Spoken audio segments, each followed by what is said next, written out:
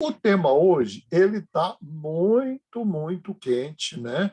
Eu já Você pedi para pediu a liberar. gente para a gente lembrar das questões para essa aula. Então vamos lembrar das questões. A questão é a seguinte: eu vou incluir o psicodiagnóstico na psicopatologia 2, porque não faz sentido dar psicodiagnóstico agora, porque vocês ainda não têm uma noção de doença mental, né? Essa noção vocês vão construindo ao longo do curso. Aí eu Tá? acho que está mal elaborado ali, falta um quadro de referência para dizer, opa, isso é isso, ou isso não é isso, não é? Agora, só essa questão que eu queria reafirmar, nós fazemos o psicodiagnóstico, os junguianos fazem até para dar direção do tratamento. O que a gente não gosta muito é do psicodiagnóstico fechado, sim, redondinho, é isso, não. O Jung era muito sábio em dizer o diagnóstico é o estado de alguém. Alguns estados são permanentes, a gente sabe disso. Não é? Por exemplo, transtorno bipolar é permanente, esquizofrenia é permanente. Mas tem crises esquizofrênicas em que o sujeito entra e sai. É raro, mas tem.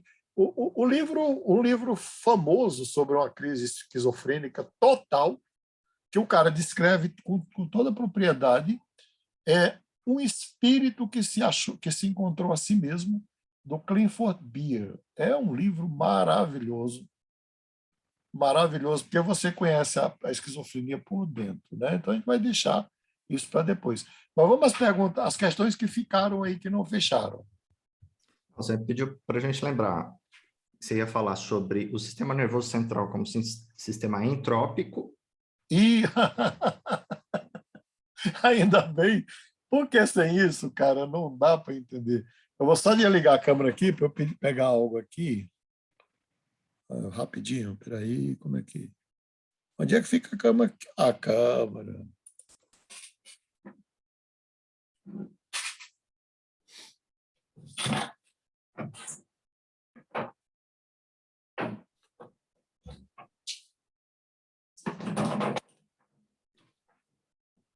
Eu só quero saber de uma coisa para as aulas presenciais, mestre. Uma coisa Oi? só.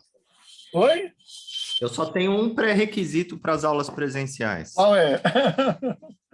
Tem que ter café. Ah, vai ter café. Já tem até geladeira lá, rapaz. Vai ter café, vai ter água, vai ter tudo. Vamos lá. Isso aqui, eu tenho. O Alex já frequentou aqui, vocês estão convidados para virem quando quiserem. Aqui tem um jardim de inverno, que é minha delícia aqui do lado. E eu já alimento esses pássaros há 12 anos, eles já são próximos. Eu estou dando aula aqui de dia ou atendendo aqui, os pássaros estão aqui comigo, cantando. Aí o pessoal, mas quem tá, que você cria pássaro? Eu falo, não, eu crio solto, não é? E aí eu peguei a mangueira do jardim, porque seria exatamente a mangueira que o Jung usa como exemplo de sistema entrópico. Vamos imaginar que aqui está no mesmo nível, tá? Vamos imaginar que esteja no mesmo nível. O que é um sistema entrópico, tá? Vocês estão vendo a mangueira, eu vou reduzir para ficar melhor. Então, aqui, vamos imaginar que essa mangueira eu vou colocar assim para ficar melhor, tá vendo? Aqui eles estão no mesmo nível, não é? Aqui, está no mesmo nível aqui, né? Não está meu dedo, né? Se eu colocar água aqui, a água terá que se distribuir igualmente, com a mesma pressão, a mesma intensidade, a mesma densidade por toda a mangueira. Isso está no livro A Dinâmica do Inconsciente, porque o Jung fazia umas viagens pela física. E nisso aqui, ele acertou em cheio. O sistema nervoso central é um sistema entrópico, e aí isso vai servir de base para a aula de hoje também, onde a energia ela precisa se distribuir equanimemente por todo o sistema. Qualquer desequilíbrio na distribuição de energia do sistema, por mínimo que seja, ele desequilibra o sistema inteiro. E aí, como o sistema nervoso central é o que rege tudo, desequilibra também o sistema fisiológico. Faz Esse sentido? conceito é semelhante ao modelo econômico do aparelho postulado lá pelo Breuer e o Freud? Mas é um pouco mais elaborado, porque ainda para Freud e Breuer, o aparelho psíquico era uma abstração. Eles tinham a intuição, a abstração. E Jung fez um esforço para trazer um pouco mais para o concreto. Então, ele fala, eu não estou falando de energia psíquica, estou falando de energia. Então, o sistema nervoso central ele tem que estar em perfeito equilíbrio. Qualquer desequilíbrio, ele tenta reequilibrar. Aí isso vai ser a base para ele usar para o conceito dele de doença mental, porque ele vai dizer assim, tanto a doença mental quanto a doença física, a não ser que tenha causas específicas bem determinadas, como acidentes, como vírus, bactérias, fungos, etc., ou genética, fora disso, a doença, na verdade, é uma tentativa desesperada de reequilibrar o sistema.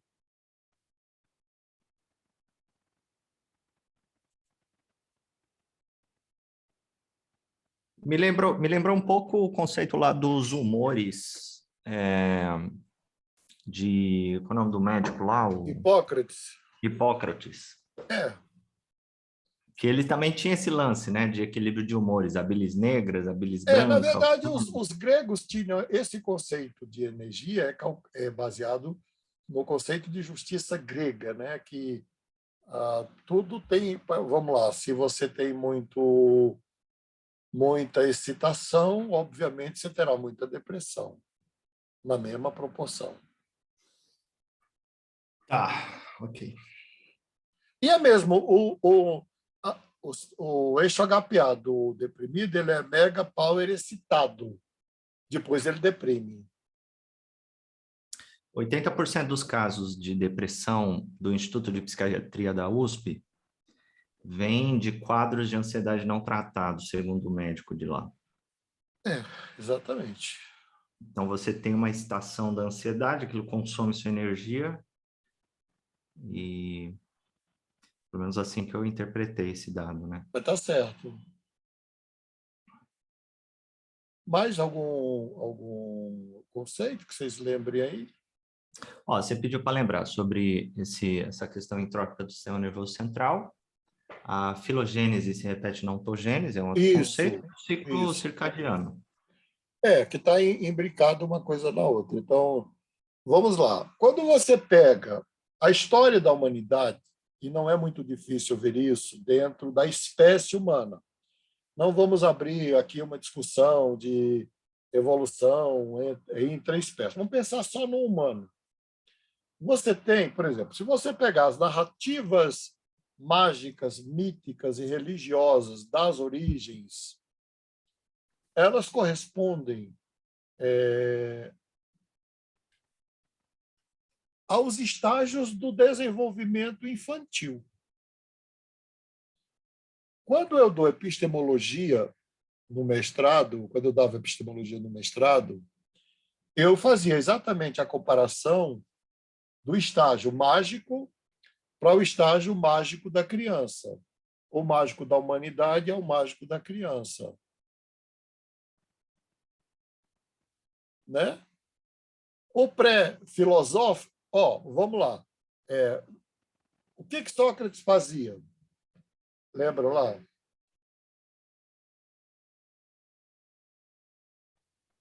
Fazia que sentido, né? Perguntas. A maiética, né?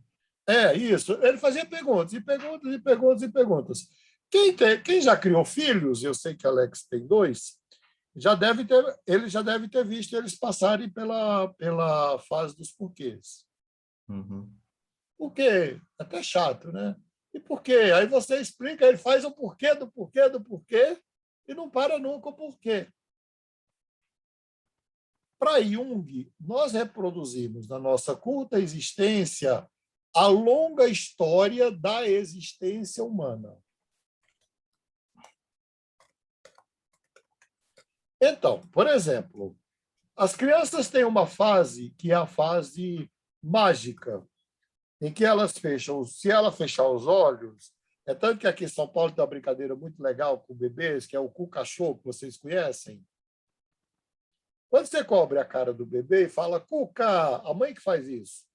E aí tira, cobre com paninho, Cuca. Aí tira, achou. Cuca, achou. Toda vez que cobre, a sensação que o bebê tem é que tudo desapareceu, não é? E ele desapareceu.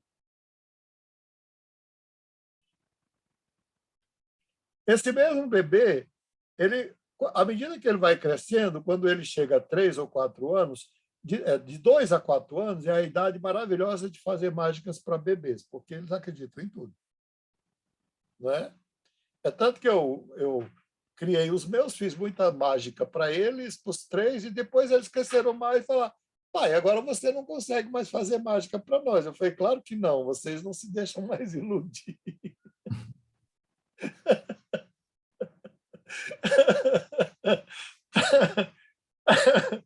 É claro que não.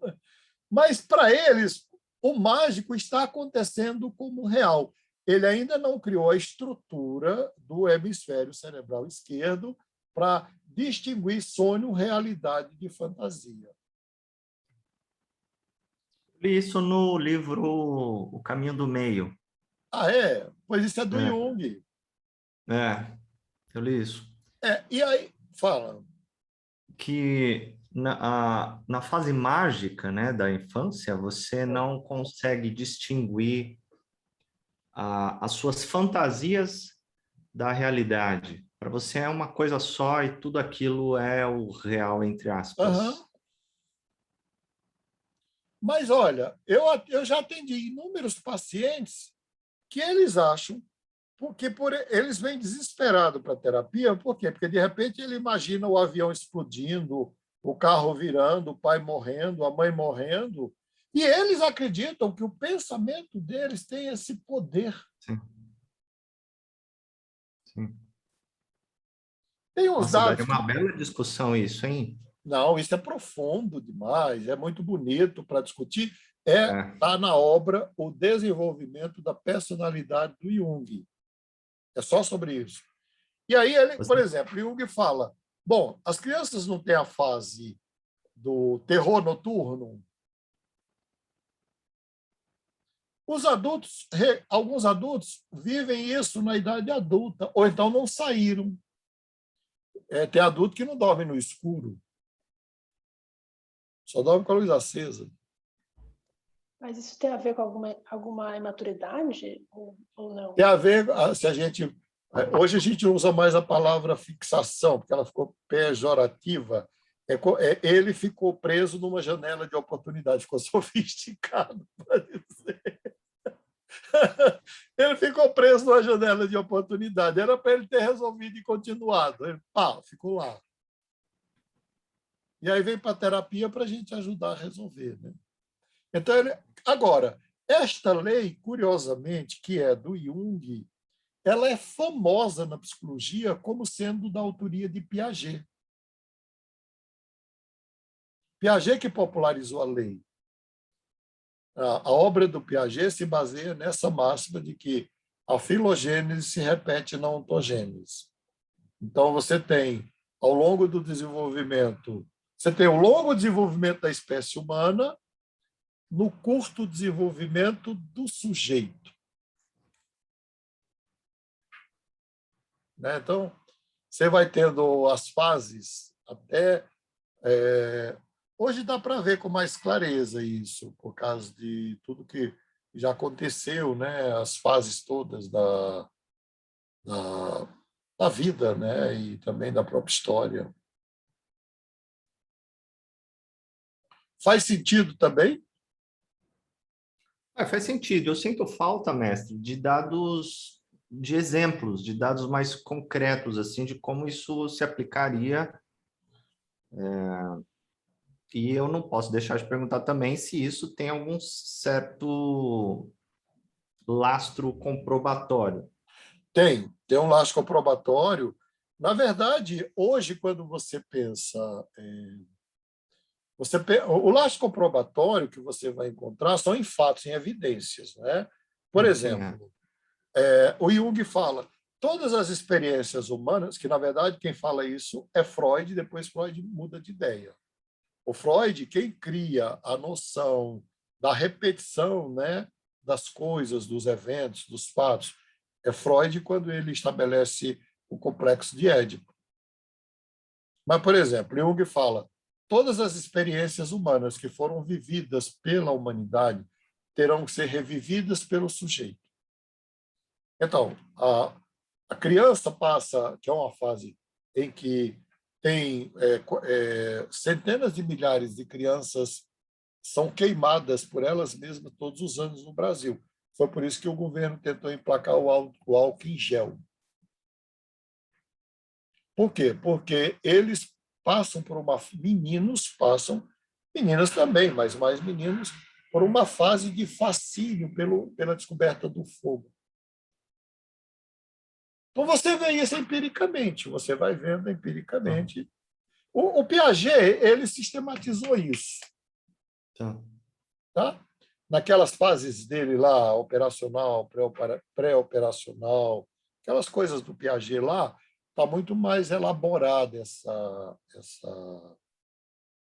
E teve um sujeito que eu não vou lembrar o nome, já que tem um teólogo aqui, que é o Bertoni, que ele escreveu um livro baseado nisso, muito legal, que chama-se Estágios da Fé. É como a espiritualidade se reporta aos estágios de desenvolvimento da humanidade e do sujeito. James Fowler. Aê, falou, o teólogo respondeu, isso aí. James? Bom, qual é o nome dele? James? Eles falam. Fowler. James Fowler. Agora, sobre o círculo circadiano, na verdade, quem elaborou isso aí é atribuído ao oráculo de Delfos, né? De que aquela coisa de que aquele enigma de Delfos de quem é o que é, né? Que com 4 anos anda com 4 pernas, que ao amanhecer anda com 4 pernas, ao meio-dia com 2 e ao entardecer com 3. É o ser humano. O 3 é a bengala. Isso lá, na época pré-socrática. Mas fica a referência para vocês darem uma lida, algumas curiosidades. Depois foram publicadas obras mais recentes do Jung, porque nem todas as obras do Jung estavam tem uma que eu acho que é sobre os sonhos infantis, né? Que é onde vai aparecer isso com mais frequência. Mas vamos à aula de hoje? Vamos.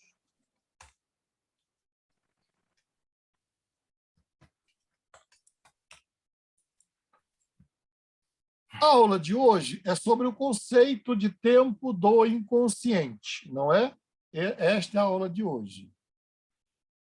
Bom, o Freud percebeu que quando ele acessava o inconsciente das pessoas por meio do transe hipnótico, elas reviviam toda a experiência traumática como se fosse no tempo presente.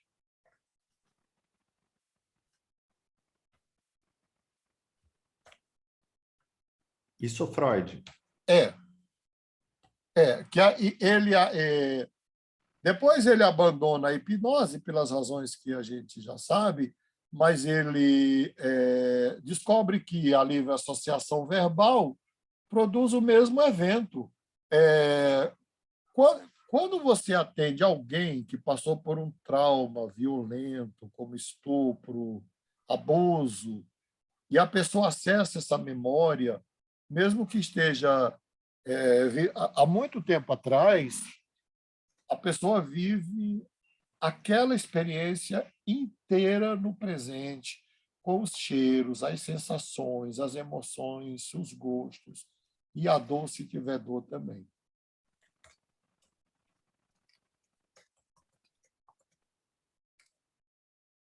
Não precisa de transe. Bom, o que essas autoras que eu citei aqui, a Jane Knox e a Margaret Wilson, perceberam é que, se isto é válido para... o Freud observou que isto era válido para duas coisas, que era os traumas e as relações amorosas. Que as relações amorosas eram repetições no presente das primeiras relações amorosas do bebê, que ele chamou de imago. Imago. Até uma editora famosa com esse nome, não sei se já fechou. Bom, o que essas duas vão observar e ampliar é que esta experiência relacional e traumática do presente, no presente, ela é vivida no presente, mas não só para trauma e relação amorosa, mas para todo o sistema de relação do sujeito, ou todo o sistema de relações do sujeito. A gente dá uma ênfase maior ao trauma porque é fascinante quando você percebe isso, que foi o que Freud percebeu. Depois Jung amplia este conceito, porque ele traz para dentro desse conceito. Jung falava e escrevia 9 idiomas, né? Inclusive grego, hebraico, copto, aramaico, né? Esses idiomas todos eles falavam e escreviam. Ele traz para o conceito o pensamento grego, né? Sobre o tempo, que eu acho fascinante, que é uma discussão do Santo Agostinho. Na verdade, a discussão é dos gregos, depois Santo Agostinho faz a discussão de uma forma sistemática no livro das Confissões, que serve para a nossa aula aqui. Porque os gregos tinham muito claro que havia 2 tempos. A língua grega ela é muito precisa. Modéstia à parte, eu conheço o grego, eu leio grego. Então, a língua grega ela é muito... Eu fiz o grego para fazer teologia e filosofia. Então, eu estudei 4 anos de grego, dá para compreender... Grego e hebraico, na verdade, né? Compreender perfeitamente o sentido das palavras e por que não é a mesma coisa no português. Se a gente fala tempo no português, é tudo. Passado, presente, futuro.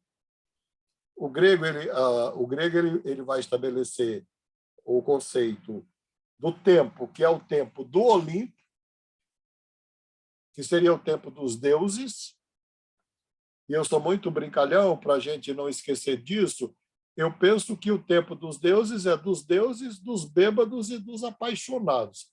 Quando é amante, é uma roubada, porque o sujeito perde a hora de sair de onde devia. E dos poetas, não é?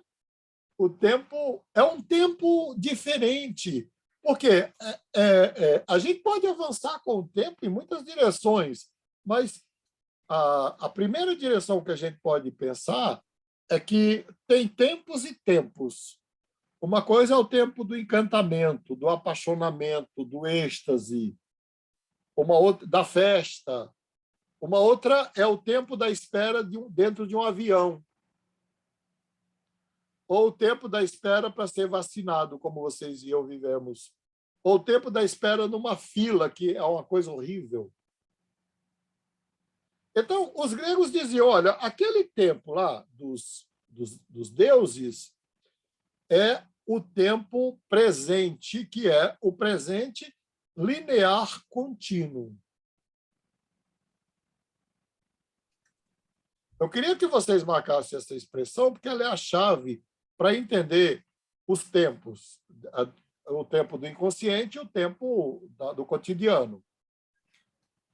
Já para eles, o tempo do cotidiano era um tempo relacionado ao trabalho e aos afazeres domésticos, do campo, da guerra. Mas o tempo da guerra é o tempo do cotidiano da preparação. O sujeito que vive... o tempo da batalha é outro tempo. O tempo da luta, da guerra, é outro tempo, né? O sujeito sai do tempo, é como se ele acessasse o outro tempo. Só uma pergunta. Esse tempo linear contínuo seria o Kairos? Não. Isso! Ah, sim. Tá, ok. Seria esse daí. Por quê? Por que eles usaram... por que no grego é até hoje, no grego moderno, eu conheço o grego chamado grego koiné, que é o grego antigo, né? Porque a filosofia foi feita no grego antigo e o Novo Testamento também. Então, veja bem, por que eles ainda chamam de... Eles têm esse tempo lá até hoje, na Grécia. Porque eles chamam de tempo linear contínuo, presente linear contínuo. Por que é presente linear contínuo? Porque o presente abarca o passado e o presente abarca o futuro.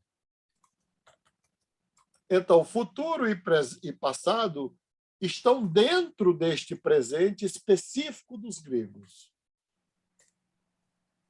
Professor, Oi. mas aí esse também não é o tempo, a concepção de tempo de Santo Agostinho?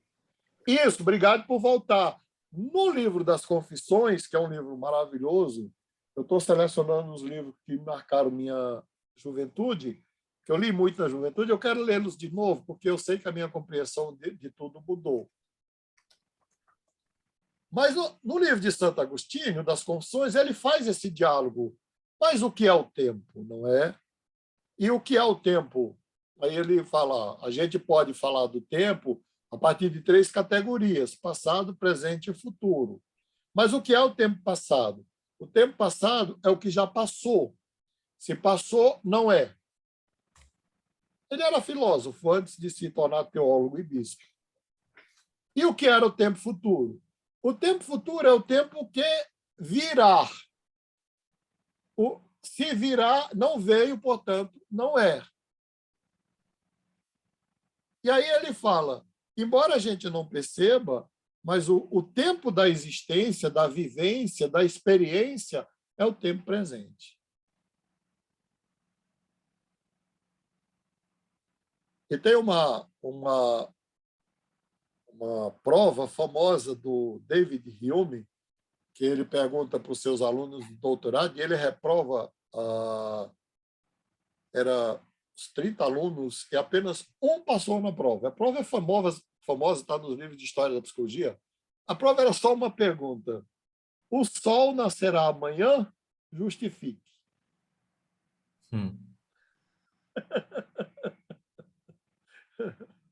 E a resposta era que não tinha como afirmar. Porque você está falando da possibilidade.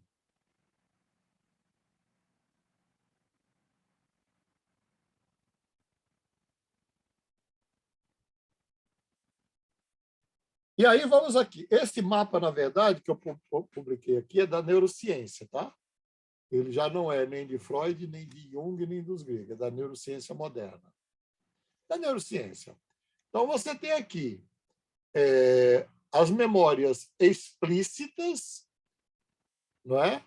Que estão no hemisfério cerebral esquerdo, que são memórias narrativas, episódicas, semânticas.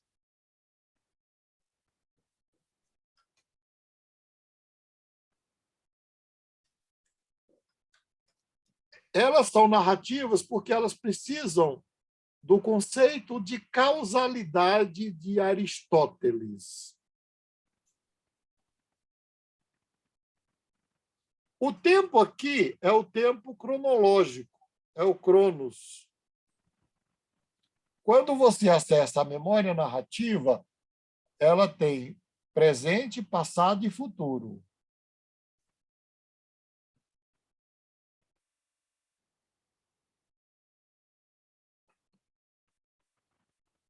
Bom, voltando aqui só a lembrança, isso aqui é causal, isso aqui é semântico, é linguístico, isso aqui é lógico, isso aqui é numérico com respeito às 4 operações de conta.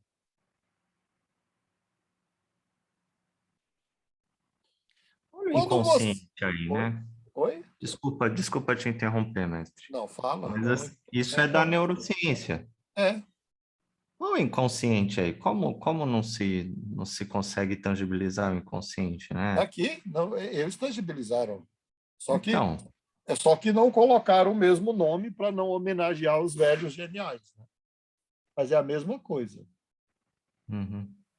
A neurociência vai chamar o inconsciente de memórias implícitas. Mestre, coloca em modo de apresentação para ampliar o quadro. Ah, tá, fica legal.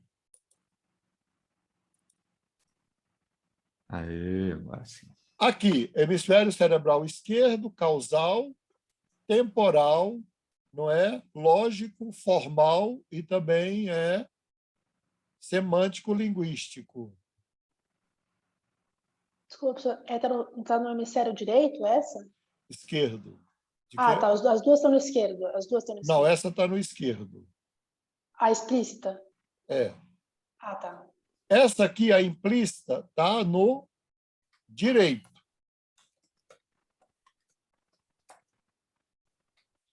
Ela é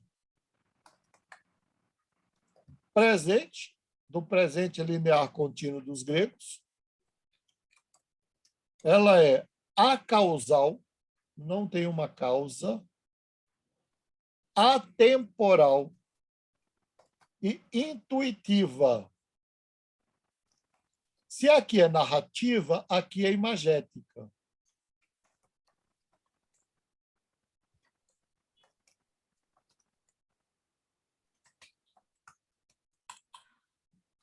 Bom, aqui já calcularam até isso. Aqui é capaz de processar 2 milhões de bytes por segundo na esquerda, na explícita. Aqui 400 milhões de bytes por segundo.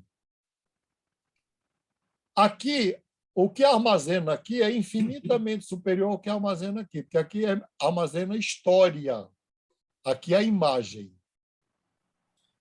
Não, é impressionante como é o reflexo do modelo do iceberg, né? É total. Da primeira tópica. A Total. neurociência está comprovando isso, né? Sim, por isso que eu faço esse diálogo a partir desses autores junguianos, se bem que eu tenho aqui o Cosolino, né? O Cosolino faz esse diálogo, tem várias obras publicadas em inglês, a partir da psicanálise, mas eu tenho ele também. Legal. Bom, isso aqui, à esquerda, vai ocorrer no neocórtex e hipocampo e diencéfalo, aqui nos gânglios de base, no neocórtex frontal, no cerebelo, né? E nas vias reflexas. Bom, vamos pensar aqui. O sujeito tem o modelo de relacionamento. Esse modelo primário ele é inconsciente. Este modelo inconsciente ele emerge na análise ou nas relações que o sujeito constrói, amorosas ou não.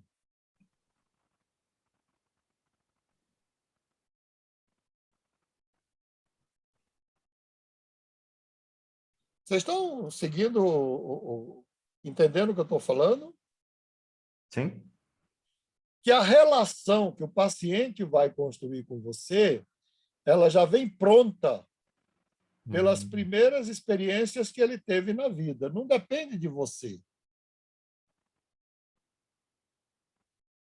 Ele só te encaixa no quadradinho que ele já tem na cabeça dele. Isso. Vamos até colocar um pouquinho aqui, se o quadradinho tem uma falta, ele te encaixa exatamente na falta. Aí seria a transferência também, tem a ver. É a transferência. É a base. Ai, mestre. Eu estou tendo aula com você, eu estou entendendo um monte de coisa que a gente fez no passado, agora que eu estou entendendo. Olha, você entende tudo da análise. Né? Você entende tudo agora da análise, não é? Hein? Estou entendendo. É Claro, impressionante. é impressionante. E por isso que é bom que já fez análise, porque aí entende melhor. Não é um conceito abstrato, ou quem está fazendo análise, né? Ele fica vivencial. Não, Agora, vamos pegar aqui e pensar que o sujeito viveu um trauma, se ele viveu o trauma conscientemente, certo? Para se livrar do trauma, ele joga o trauma no inconsciente e esquece.